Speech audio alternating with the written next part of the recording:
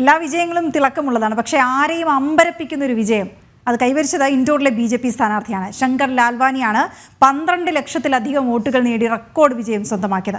10 ലക്ഷം ഭൂരിപക്ഷം നേടിയാണ് ശങ്കർ ലാൽവാനി ഇൻഡോറിൽ ആധിപത്യം ഉറപ്പിച്ചത്.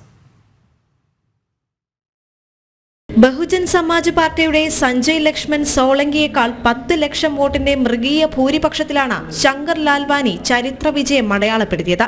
മധ്യപ്രദേശിലെ 29 ലോക്സഭാ സീറ്റുകളിലൊന്നാണ് ഇൻഡോർ ലോക്സഭാ മണ്ഡലം. ഇൻഡോർ ജില്ലയുടെ ഭൂരിഭാഗവും ഉൾക്കൊള്ളുന്ന മണ്ഡലത്തിൽ കഴിഞ്ഞ ലോക്സഭാ ഇലക്ഷനും വിജയിച്ചത് ശങ്കർ ലാൽവാനിയാണ്. 1989 മുതൽ BJPക്ക് തുടർ ഭരണം ലഭിച്ചു വരുന്ന സീറ്റ് കൂടിയാണ് ഇൻഡോർ.